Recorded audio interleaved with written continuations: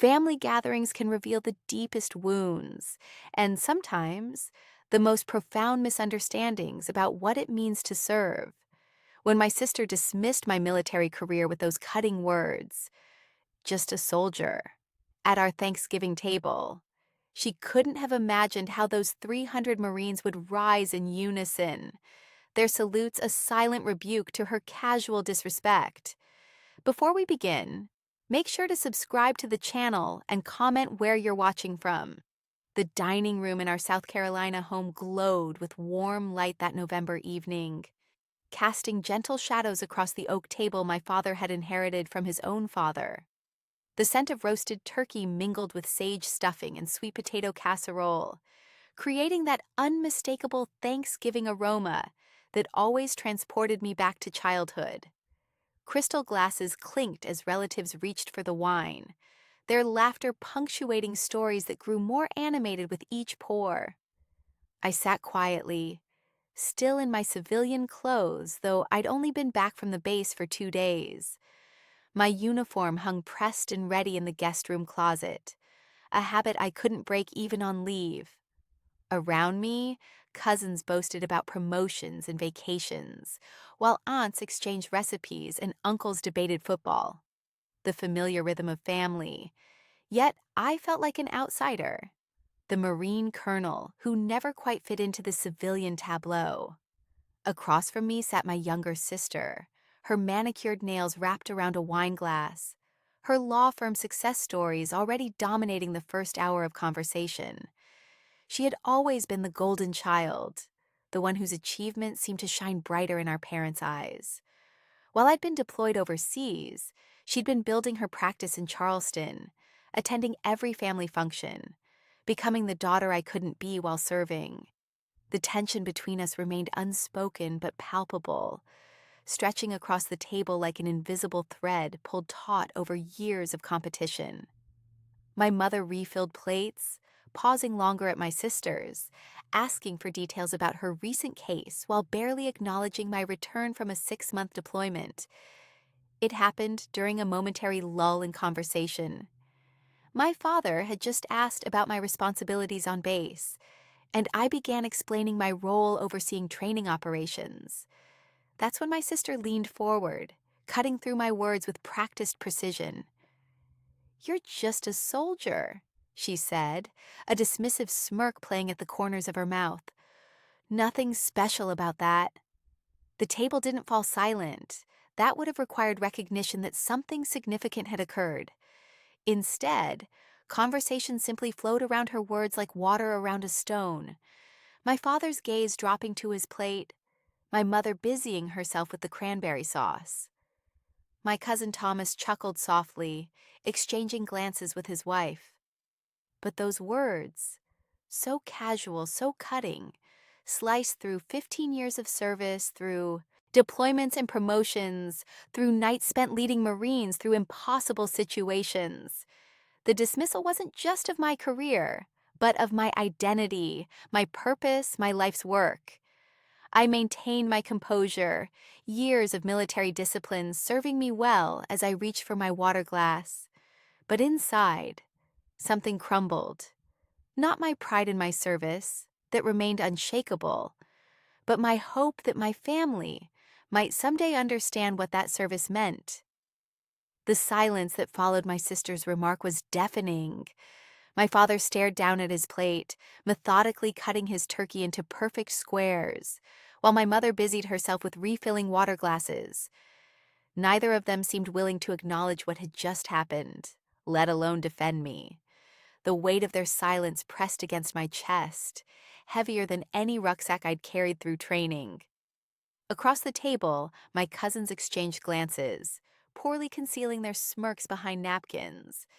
I caught fragments of their whispered comparisons. "She's just following orders while her sister argues actual cases," and felt my face grow hot with humiliation. The stark contrast they drew between my military service and my sister's legal career stung more than I wanted to admit. "More cranberry sauce?" my aunt asked, her voice unnaturally bright as she attempted to dissolve the tension. I nodded mechanically, though when the deep red sauce touched my tongue, it tasted bitter and metallic. The traditional Thanksgiving flavors I dreamed about during deployments now seemed to mock me. I gripped my fork tighter, knuckles whitening as I willed myself not to react. 15 years in the Marine Corps had taught me discipline in the face of adversity. But somehow, this dining room in South Carolina had become a more challenging battlefield than any I'd faced overseas. The carefully arranged china plates and polished silverware suddenly felt like props in a performance where I'd forgotten my lines. My sister continued eating, seemingly unaware, or perhaps perfectly aware, of the impact of her casual dismissal. She had always known exactly where to place the knife for maximum effect. The lawyer in her knew how to deliver a closing argument that left no room for rebuttal. "The sweet potato casserole turned out well this year?" my mother commented, her eyes darting nervously between us. The conversation lurched forward awkwardly, everyone pretending nothing had happened. But something fundamental had shifted in the room. Every glance now felt like judgment, every pause in conversation an indictment. Even my father, who had served briefly in his youth, couldn't meet my eyes. His tacit approval of my sister's words cut deeper than her actual statement. I swallowed hard, forcing down both food and emotion. The Marine Corps had taught me to endure discomfort, to push through pain. But it hadn't prepared me for this particular wound. The casual devaluation of my service by those who should have understood its worth. As the meal continued around me, I maintained my composure, responding when spoken to, passing dishes when asked. On the outside, I was the picture of military discipline. Inside, however, a storm was brewing, one that would eventually force my family to see me, truly see me, for the first time in years. I couldn't swallow another bite. The turkey lodged in my throat as my sister's words echoed in my head. Just a soldier. Without making a scene, I folded my napkin, placed it beside my half-eaten plate, and excused myself with a tight smile. "Need some air," I managed to say, my voice steadier than I felt. No one protested. My father's eyes flickered toward me briefly before returning to his mashed potatoes. My mother continued her conversation with Aunt Judith, as if nothing had happened. Only my sister watched me leave, a hint of satisfaction playing at the corners of her mouth. The moment the screen door closed behind me, I gulped the November air like a drowning woman. The cold shocked my lungs, a welcome distraction from the burning humiliation. Our family home in South Carolina stood illuminated against the darkness, windows glowing with warmth I no longer felt welcome to share. Pine trees swayed gently at the edge of the property, their scent mingling with wood smoke from neighboring chimneys. I walked toward the old oak tree where we'd once had a tire swing, my polished shoes crunching on fallen leaves. 15 years in the Marine Corps had taught me discipline, but nothing had prepared me for the casual cruelty of family. I leaned against the rough bark and looked up.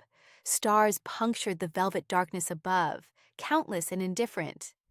How many nights had I stared at these same stars from desert outposts or foreign bases? I'd commanded troops under fire, evacuated civilians from danger zones, and earned every promotion through sweat and sacrifice. Yet somehow, sitting across from my lawyer sister at our parents' dining table made me feel smaller than any battlefield ever had. The distant sound of laughter drifted from the house. Someone had made a joke, perhaps at my expense again. I closed my eyes and focused on my breathing, the way I'd taught young Marines to do when overwhelmed. In, 2, 3, 4, out, 2, 3, 4. It was strange how physical pain seemed easier to bear than this emotional wound. I'd been shot at, had broken bones during training, endured sleep deprivation and grueling marches. But standing in my childhood yard, diminished by my own sister's words, I felt more vulnerable than I had in any combat zone. A chill breeze rustled through my hair, and I wrapped my arms around myself. The uniform I wore with such pride on base now felt like a target on my back in my own family home. For a moment, the southern night sky, vast and accepting, felt more like home than the warm house behind me. I heard the screen door creak behind me, and my father's familiar footsteps approached across. The wooden porch. John Williams stopped a few feet away, hands buried deep in the pockets of his khaki pants, his gaze fixed on the gravel driveway rather than meeting my eyes. The cool November air carried the scent of pine from the surrounding South Carolina woods, providing a momentary escape from the suffocating tension inside. "Don't take it so hard," he muttered, his voice barely audible above the distant laughter still echoing from the dining room. "You know how your sister gets sometimes."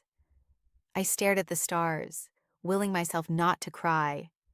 15 years in the Marine Corps had taught me to maintain composure under pressure. Yet here I stood, undone by a single dismissive comment from my own family. The silence between us stretched uncomfortably as my father shuffled his feet. "She didn't mean anything by it," he continued, offering hollow comfort without acknowledging the real wound. His shoulders hunched slightly, the posture of a man accustomed to avoiding conflict rather than confronting it. "It's just talk." But it wasn't just talk.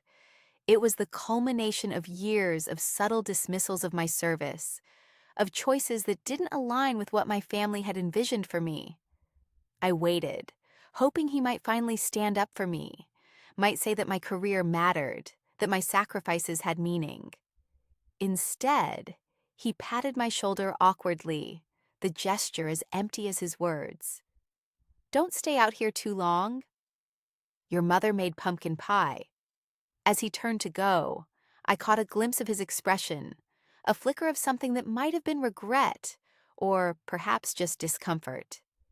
The screen door slammed behind him, leaving me alone with the night air and my thoughts. I wrapped my arms around myself, suddenly aware of how cold it had become.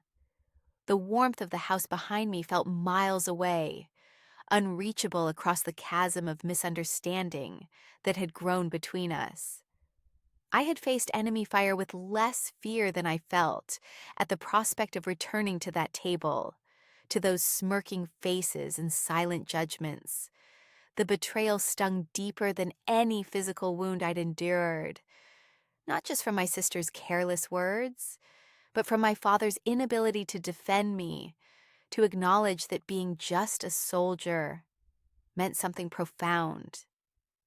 In that moment, standing alone on the porch of my childhood home, I felt more isolated than I ever had in the barracks or on deployment. I took 3 deep breaths, the way I'd taught my unit to do before entering difficult situations. Then, squaring my shoulders, I prepared to return to the battlefield of my family's dining room. The kitchen was quiet, except for the clinking of dishes and the soft hum of the refrigerator. My mother and I worked in tandem, a familiar rhythm we'd established years ago. She washed while I dried, the Thanksgiving plate still bearing remnants of cranberry sauce and gravy. The rest of the family had scattered, my father to his favorite armchair in the living room, my sister to make important calls to colleagues at her law firm. "You know I'm proud of you," my mother said suddenly, not looking up from the soapy water. Her hands, wrinkled from years of household work, moved methodically over a serving platter. "But sometimes I just wish you'd chosen a more feminine path." The words hung in the air between us. I gripped the dish towel tighter, feeling the sting of her admission like salt in an already open wound. Her tone was gentle, wrapped in maternal concern, but the meaning was unmistakable. A subtle rejection of the life I'd built. "What exactly would that look like, Mom?" I asked, trying to keep my voice steady. "Law school like my sister? Or maybe I should have been a teacher?" She sighed, passing me another plate. "I just worry about you. The military is so harsh. All those deployments, living in barracks with men, carrying weapons." She shook her head. "It's not what I imagined for my daughter." 15 years in the Marine Corps, 3 deployments, a promotion to colonel that had made me one of the highest ranking women on the Charleston base. And still, in this kitchen, I was reduced to a disappointment, a daughter who had strayed from the acceptable path. The Corps gave me purpose, I said quietly. It's not just a job.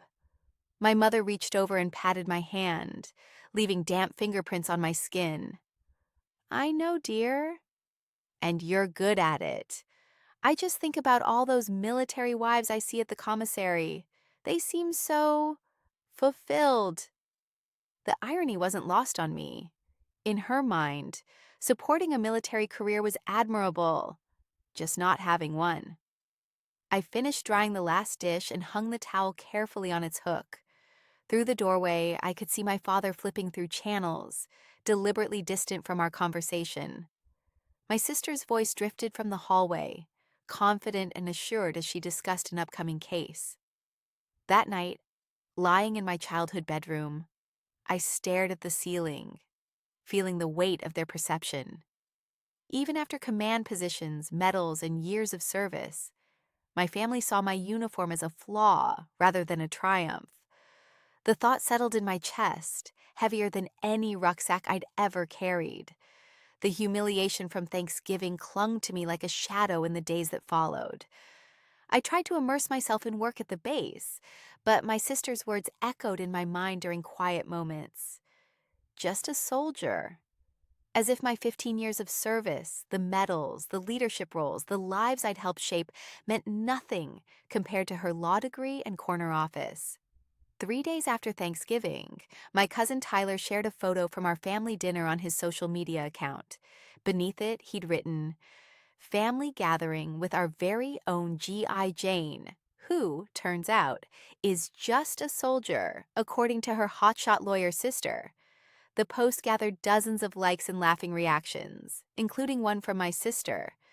I stared at my smartphone screen, watching as distant relatives and family friends I hadn't seen in years joined in the amusement at my expense.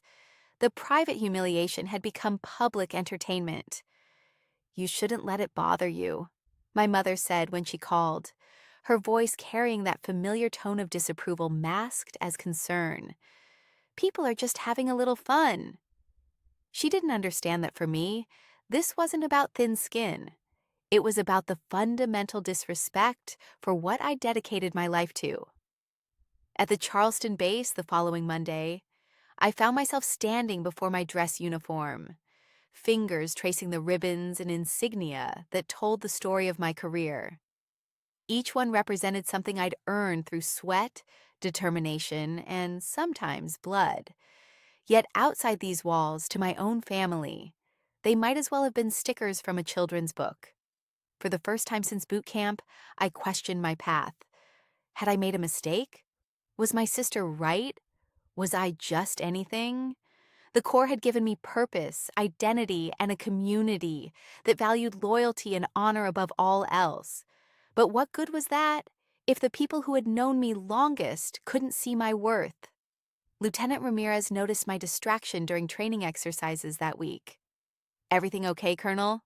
she asked, concern evident in her eyes. I nodded automatically, the practiced response of someone trained never to show weakness. But inside, something was cracking. The Marine Corps had taught me to endure physical pain, to push through exhaustion, to lead under pressure.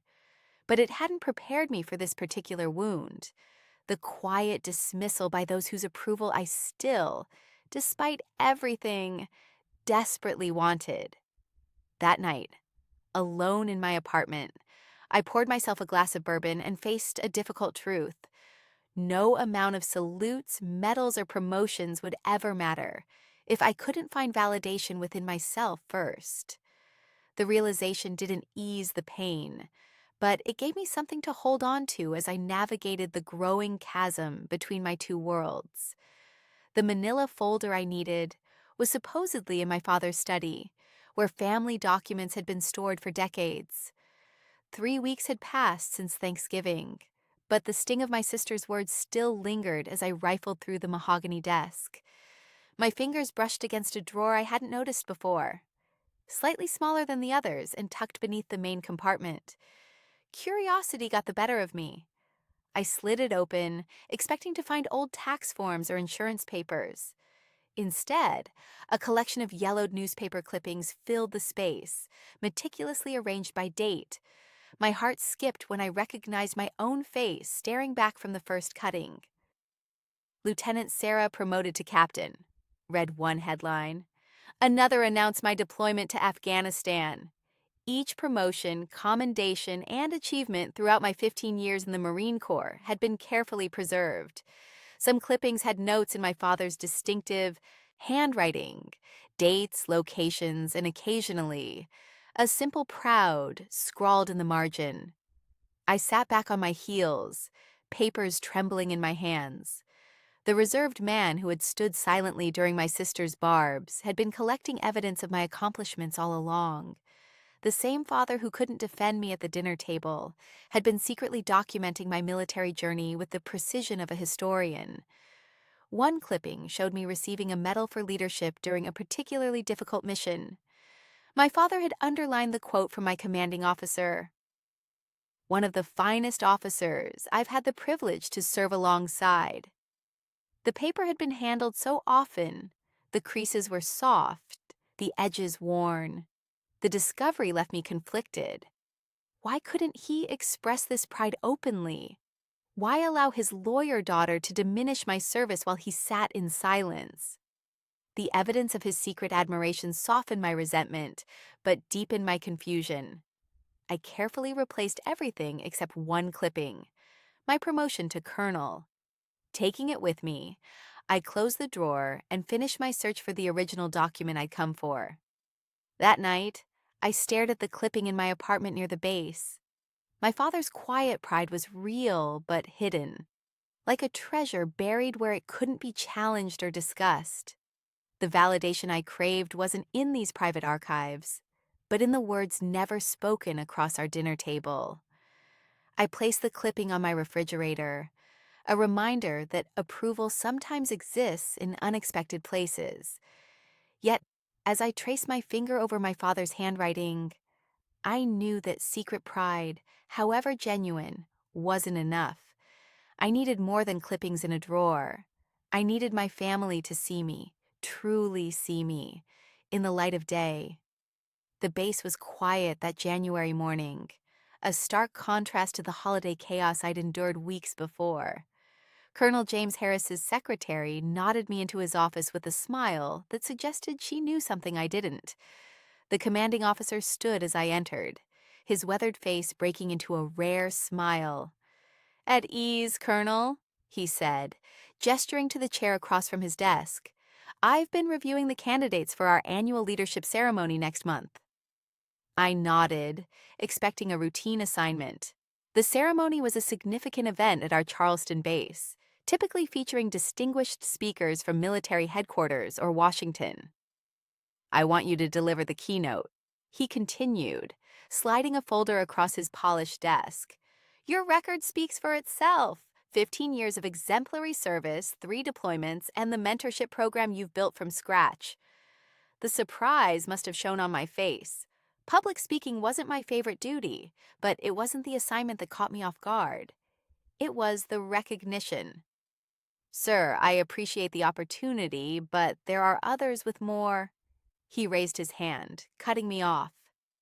"This isn't up for debate. The Marines under your command respect you. That's worth more than any medal." Colonel Harris leaned forward, his voice softening. "And I want your family there." My stomach tightened. The memory of Thanksgiving lingered like a fresh wound. "Family, sir?" "Yes, your parents, your sister. The lawyer, right? He didn't wait for confirmation. It's important they see what you've built here." I stared at the invitation cards he'd pushed toward me. The embossed Marine Corps emblem seemed to mock my hesitation. "With respect, sir, my family doesn't exactly—" I struggled to find professional language for "they think I'm just a soldier." The colonel's expression hardened slightly. "I've commanded long enough to recognize when someone's fighting battles on 2 fronts." He stood, signaling our meeting was concluding. Sometimes the hardest people to earn respect from are the ones who should give it freely. Walking back to my quarters, I turned the invitation cards over in my hands. The thought of my sister's smirk, my mother's quiet disappointment, and my father's averted gaze made my chest tighten. Yet beneath the anxiety, a small spark of vindication flickered. That evening, I drafted a formal invitation email to my family. My finger hovered over the send button for nearly 5 minutes before I finally pressed it. Whatever happened, at least they would see me in my element. Not as just a soldier, but as the Marine colonel I had worked so hard to become. I set my phone down and exhaled slowly. The die was cast. The invitation sat on the kitchen counter for 3 days before I mustered the courage to call my family. When I finally did, their reactions were exactly what I'd feared. My sister Amanda laughed dismissively when I explained the ceremony. A military speech? Sorry, but I've got actual cases to prepare, she said, her voice dripping with the same condescension I'd heard at Thanksgiving. Some of us have real deadlines in the civilian world. I gripped my smartphone tighter, reminding myself that her law practice had always been her shield and sword in our ongoing rivalry. The familiar sting of her dismissal threatened to silence me, but I pressed on, explaining that my commanding officer had specifically requested their presence. It would mean a lot to have you there, I said, hating how vulnerable I sounded. My mother's response wasn't much better. What would I even wear to a military base? She fretted, her concern for appearances overshadowing any pride she might have felt. People will stare at us. We don't belong in that world of yours. I could picture her in our South Carolina home, probably standing by the window, twisting the phone cord like she always did when uncomfortable. Her worry about fitting in revealed how foreign my 15 years of service remained to her.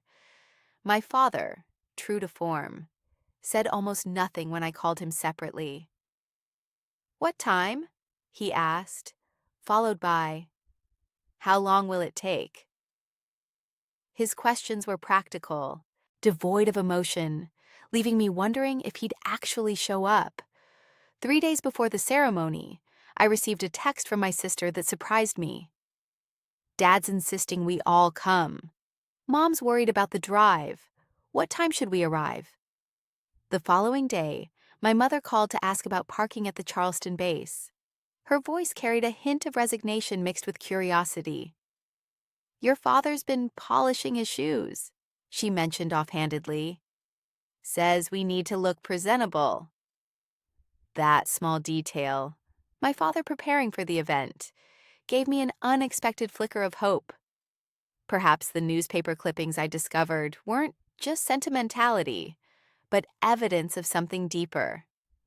The night before the ceremony, my sister called again. "Is there a dress code?" she asked, her tone softer than before. "I don't want to embarrass you." That subtle shift, her concern about embarrassing me rather than herself, felt like the first crack in her armor. When I hung up, I realized that despite their reluctance, my entire family would be there. Whether driven by obligation, curiosity, or something more genuine, they would witness what my life had become. For the first time since Thanksgiving, I allowed myself to hope that tomorrow might change something between us. The Charleston sun cast long shadows across the Marine base as I walked toward the administrative building. 7 days remained until the ceremony, and my stomach twisted with each passing hour. Would my family's presence amplify my humiliation or finally silence it? As I rounded the corner, Private First Class Melissa Jenkins approached, her posture straightening as she spotted me. I had taken her under my wing 18 months ago when she was on the verge of washing out. Now, she stood confident in her uniform, a testament to perseverance. "Colonel," she said, extending a cream-colored envelope toward me, "I wanted to give you this before the ceremony next week." I accepted it with a nod, tucking it into my pocket. "Thank you, Jenkins." "No, ma'am." Thank you." Her eyes held a sincerity that caught me off guard. That evening in my quarters, I opened the envelope, unfolding 3 pages of careful handwriting. The young Marine had poured her heart onto the paper, describing nights she'd nearly quit, moments of doubt that had nearly consumed her. "When everyone else saw failure," she wrote, "you saw potential. When I couldn't believe in myself, you believed enough for both of us." She detailed how my guidance had not only saved her career, but had transformed her understanding of leadership. "You showed me that strength isn't about being untouchable, but about lifting others when they stumble." My vision blurred as I read her final paragraph. 300 Marines will stand for you next week, but know that I would stand for you even if I stood alone. Your sister may call you just a soldier, but to me and countless others, you're the definition of what it means to serve with honor." Tears dropped onto the paper, smudging the ink slightly. In my 15 years of service, I'd received commendations and medals, but nothing had ever touched me like these words. While my family questioned my worth, this young woman had seen value in exactly what they dismissed. I carefully refolded the letter and placed it in my desk drawer, next to my service medals. In the days that followed, whenever doubt crept in about inviting my family, whenever I imagined my sister's smirk or my mother's thinly veiled disappointment, I would touch that envelope and draw strength from it. The letter became my talisman, a reminder that validation comes in unexpected forms. As the ceremony approached, I found myself less concerned with earning my family's approval and more focused on honoring the trust placed in me by the Marines under my command. Sometimes, I realized, the family we choose recognizes what the family we're born into cannot see. The morning air crackled with tension as I adjusted my dress blues in the mirror. Outside the preparation room, the vast Marine Base auditorium was already filling with rows of uniformed personnel, their movements precise and synchronized like a well-oiled machine. My family arrived 30 minutes before the ceremony, looking as though they had wandered into a foreign country. Father tugged uncomfortably at his tie, while Mother smoothed her dress repeatedly, her eyes darting around the cavernous space. But it was my sister who appeared most displaced, her usual courtroom confidence evaporating in this unfamiliar territory. "I don't understand why there are so many people," she whispered, loud enough for me to hear as I approached. Her lawyer's briefcase, a constant companion in her professional life, was clutched tightly against her chest like a shield. The disciplined rows of Marines stood at perfect attention, creating an atmosphere entirely different from the casual disorder of our family gatherings. My sister's gaze swept across them, her discomfort visibly growing with each passing moment. These weren't the kind of people she normally associated with, not fellow attorneys in expensive suits discussing case law over martinis.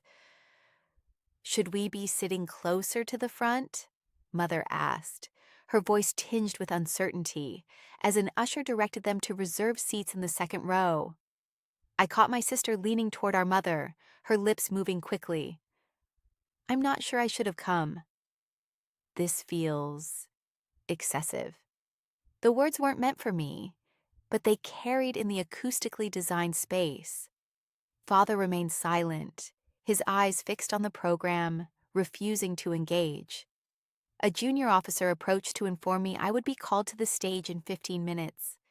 The weight of what was about to happen pressed down on my shoulders. This wasn't just a speech. It was a moment of reckoning that had been building since that bitter Thanksgiving exchange. From where I stood, I could see my commanding officer reviewing his introduction notes. Several rows behind my family sat the young female Marine who had written me that heartfelt letter, her posture perfect, eyes forward with respect. My sister shifted uncomfortably in her seat, the polished leather of her expensive shoes tapping nervously against the floor. She checked her watch 3 times in 2 minutes. The anxiety in the air was palpable, hers about being here, mine about what I would say and how they would receive it.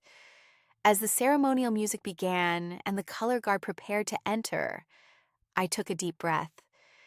Years of military discipline steadied my nerves, but nothing had prepared me for facing my family in this moment of truth. The crowd buzzed with anticipation as we waited for the ceremony to begin. I stood in the wings of the auditorium stage, adjusting my uniform one last time, my fingers tracing the medals that represented years of service and sacrifice. Through the gap in the curtains, I could see my family seated in the front row, my father sitting stiffly, my mother smoothing her dress repeatedly, and my sister checking her smartphone with practiced nonchalance. A woman with a press badge and a notepad approached my sister, just as I was about to be called to the stage. "You're Colonel's sister, correct?" "The lawyer? Would you mind sharing your thoughts on your sister's military achievements?" The question hung in the air like an unexpected grenade. My sister looked up, her usual eloquence deserting her. I'd seen her argue cases before judges without breaking a sweat, watched her deliver toasts at weddings with perfect poise. But now, faced with acknowledging my accomplishments, she froze. I, well, she stammered, her carefully constructed facade cracking. "We don't really discuss her work much at family gatherings." The journalist tilted her head. "Really? Your sister is being honored for leadership that saved an entire unit during deployment. That must make your family proud." My sister's eyes widened slightly. She glanced around at the rows of Marines in their dress blues, at the commanding officers with their chests full of commendations. For the first time, I saw uncertainty flicker across her face, the realization that she knew almost nothing about my world. "Of course we're proud," she finally managed, but her voice lacked conviction. "It's just different from what the rest of us do." The journalist scribbled something in her notepad, clearly sensing the tension. "Different how?" My sister opened her mouth, then closed it again. The woman who always had the perfect argument, the cutting retort, the winning closing statement. She had nothing.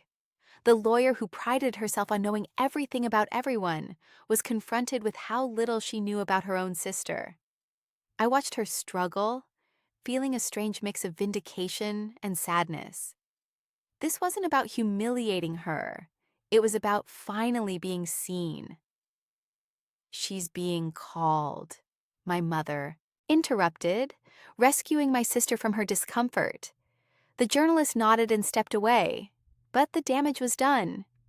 As I moved toward the stage, I caught my sister's eye. For once, she wasn't looking through me or past me. She was seeing me, really seeing me, perhaps, for the first time. The uncertainty in her expression revealed more than words ever could. She had no place in this narrative she was witnessing. The story of my service, my leadership, my sacrifice. It had unfolded entirely without her acknowledgement, and now she was merely a spectator to my moment of recognition. The auditorium at the Charleston Marine Base filled with a thunderous cadence as hundreds of Marines filed in with perfect precision. Each footfall echoed against the walls, creating a rhythm that felt like a heartbeat magnified. I stood backstage, adjusting my uniform one last time, watching through a gap in the curtain as my family settled awkwardly into their reserved front row seats. My sister shifted uncomfortably in her tailored suit, looking entirely out of place among the sea of dress blues. She kept glancing at her smartphone, as though hoping for an emergency at her law office that might provide an escape. Beside her, my father sat ramrod straight, his expression unreadable, but his eyes constantly scanning the room. My mother fidgeted with her purse, smoothing her dress repeatedly as she whispered something to him. The base commander approached the podium, his voice cutting through the last murmurs of conversation. "Today, we recognize excellence in leadership, dedication to country, and unwavering commitment to the Corps." His words resonated through the auditorium as the assembled Marines sat in perfect unison, a choreographed movement that seemed to startle my family. I could feel beads of sweat forming at my hairline. 6 months of doubt, of replaying that Thanksgiving dinner, of questioning my worth, all of it condensed into this moment. The weight of my dress blues felt heavier than usual, metals clinking softly as I took deep breaths to steady myself. "It is my distinct honor," the commander continued, "to present our keynote speaker, a Marine who has led with distinction through 3 deployments, mentored countless young officers, and exemplifies the highest traditions of the United States Marine Corps." My commanding officer caught my eye and gave an almost imperceptible nod. The gesture carried more validation than any words my family had ever offered. "Ladies and gentlemen, please welcome Colonel." As my name echoed through the speakers, I stepped forward. The spotlight momentarily blinded me, but I could make out my family's faces. My sister's expression had shifted from boredom to something I couldn't quite read. Perhaps surprise, perhaps discomfort. My father's posture had changed, his shoulders pulling back even straighter. My mother's hands had stilled on her lap. 300 Marines stood at attention, their collective movement creating a rush of air and sound that washed over the auditorium. In that moment, the distance between my two worlds, family and corps, seemed both vast and non-existent. The judgment I had felt around our dining table faded against this wall of respect. I approached the podium, my steps measured and confident. Whatever came next, I knew I stood before people who understood my worth. The microphone awaited, and so did my vindication. I stepped onto the stage, my boots echoing against the polished floor. The weight of my dress uniform felt both familiar and significant today. As the commanding officer announced my name and rank, I stood at attention, focusing on the sea of faces before me rather than the 4 familiar ones in the third row. Then it happened. 300 Marines rose in perfect unison, a synchronized wave of discipline and respect. Their right hands snapped upward in crisp salutes, the collective movement creating a sound like a gust of wind through the auditorium. The choreography of honor was deafening in its silence. I returned the salute, my arm steady despite the emotion threatening to overwhelm me. These were my people, men and women who understood sacrifice and duty without explanation. In their eyes, I saw recognition of the countless pre-dawn missions, the birthdays missed, the wounds both visible and hidden. From the corner of my eye, I caught sight of my sister. Her mouth had fallen slightly open, her usual composure shattered.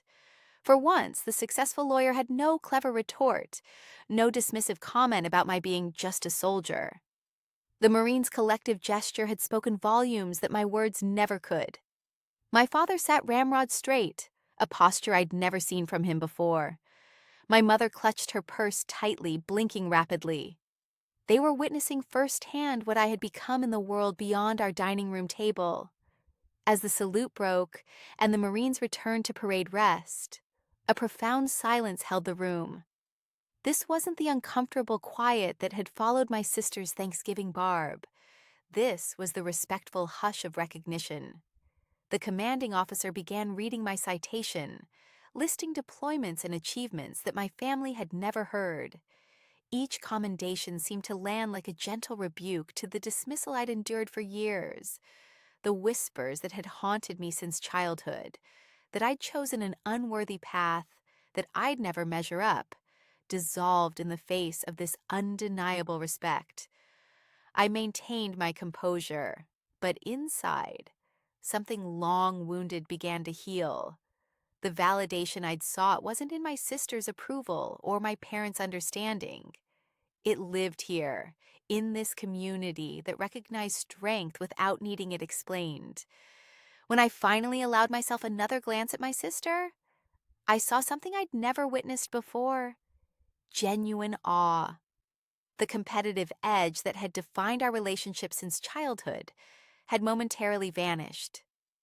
In its place was something that looked remarkably like respect. In that moment, standing before 300 saluting Marines, I finally understood.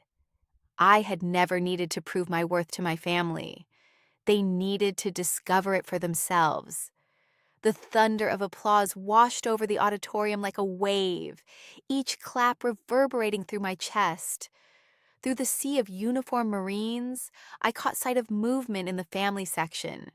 My father, the man who had spent decades hiding his emotions behind a newspaper at the breakfast table, was rising to his feet.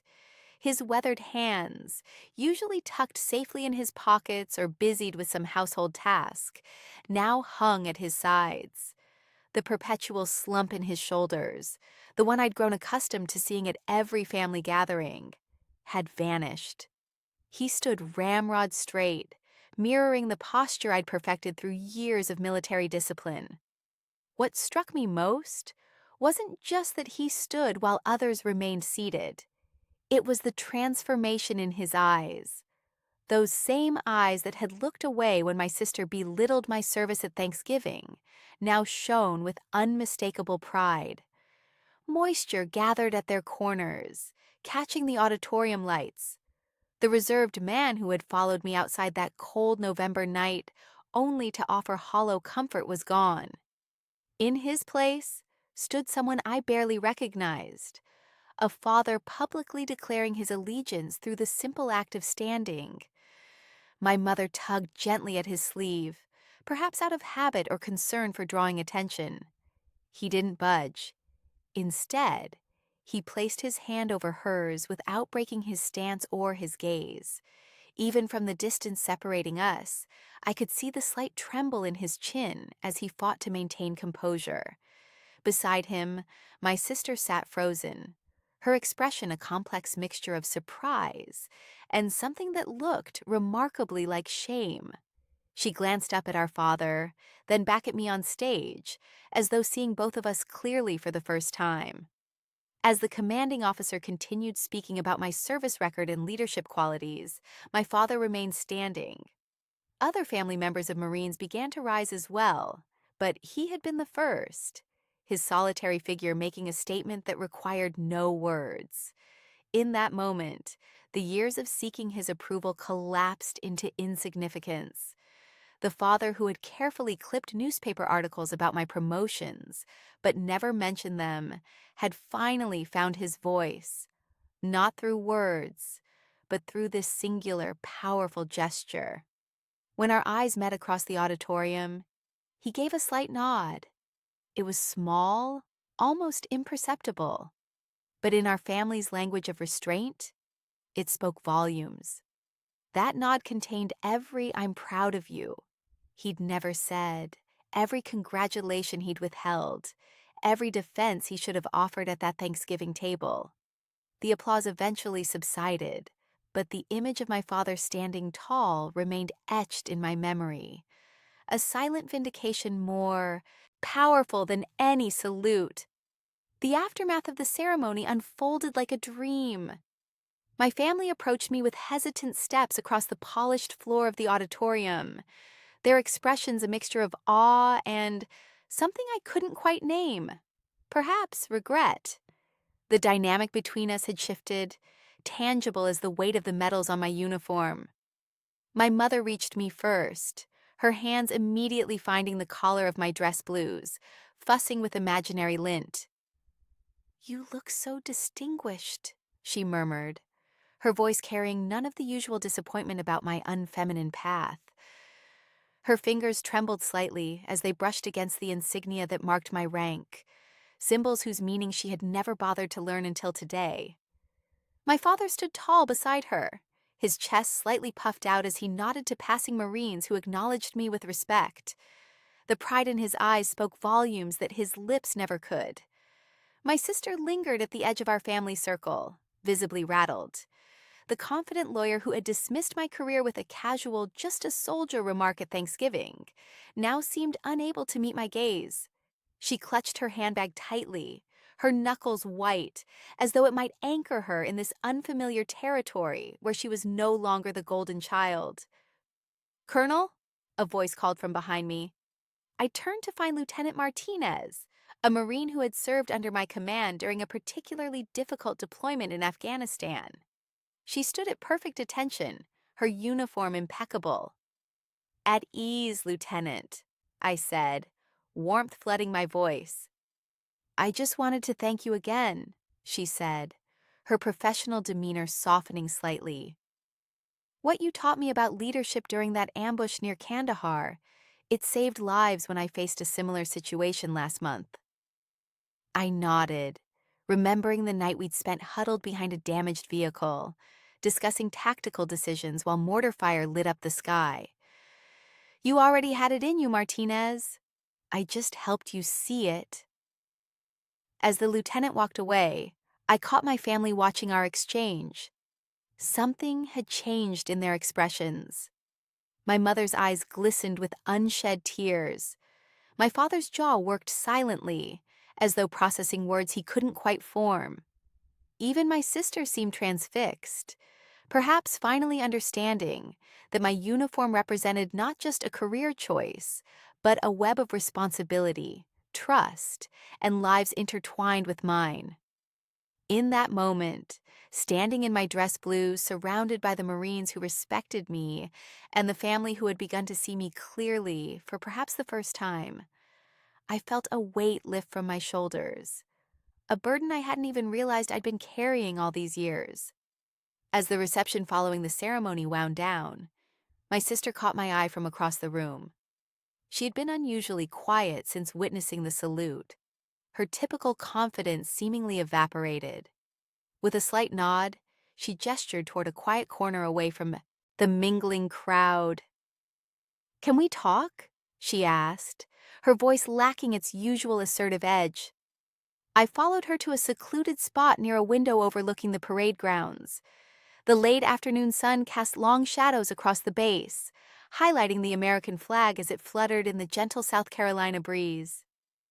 "I've never seen anything like that before," she began, fidgeting with her watch. "The way they all stood for you, the respect in their eyes." For a moment she seemed to struggle with her words, something I'd rarely witnessed from my eloquent sister, the successful lawyer who always had a ready argument. "I think I've been jealous," she finally admitted, her voice barely above a whisper. All these years, I thought I was the one who had it figured out. Big law firm, fancy office, the career mom and dad always bragged about at their dinner parties. She looked up, her eyes unexpectedly vulnerable. "But watching those Marines today, I realize my career feels empty sometimes. I win cases, I make money, but who stands for me? Who would salute me?" The confession hung between us, raw and honest in a way we hadn't been with each other since childhood. I remained silent, allowing her the space to continue. "You built something real," she said. "Those Marines respect you because you earned it.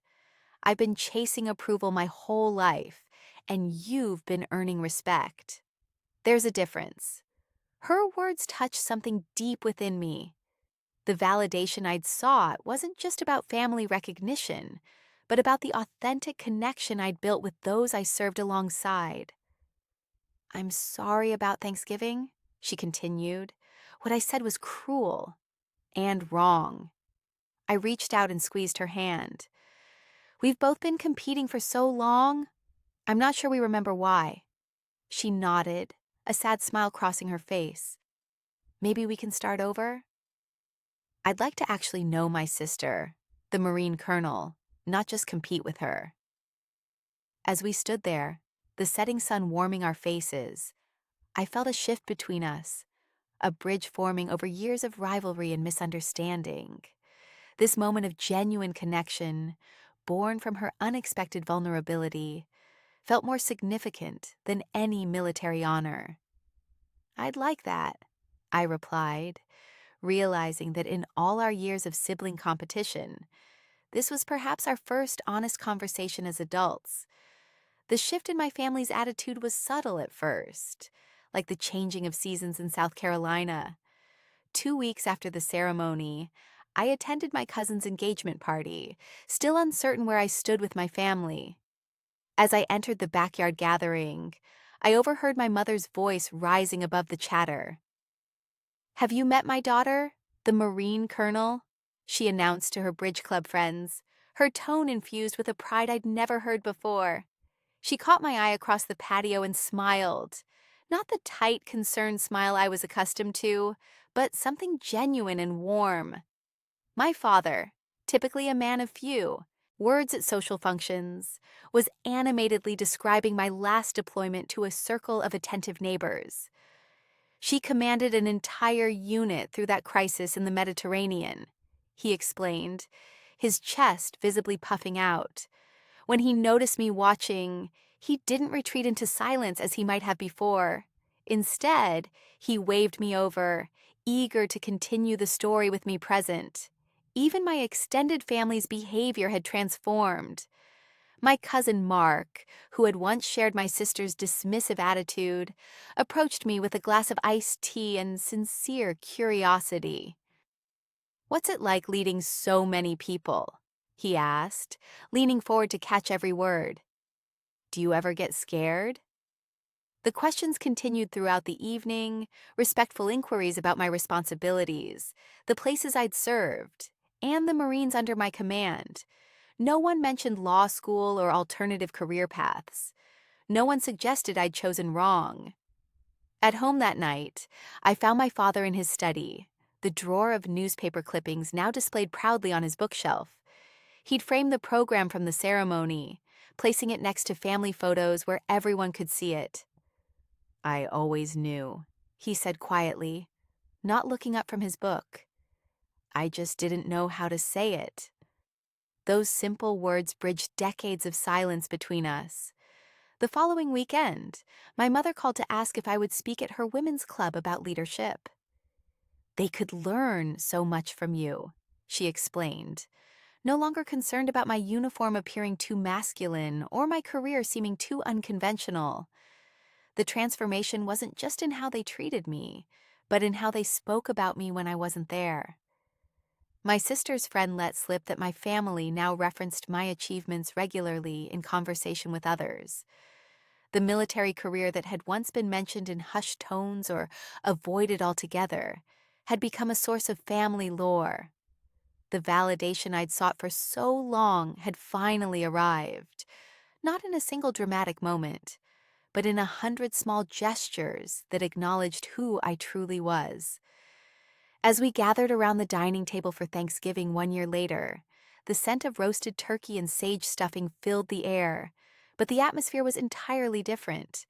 The familiar South Carolina home hummed with conversation, yet the undercurrent of tension that had defined our family gatherings for years was noticeably absent. My father cleared his throat as everyone settled into their seats.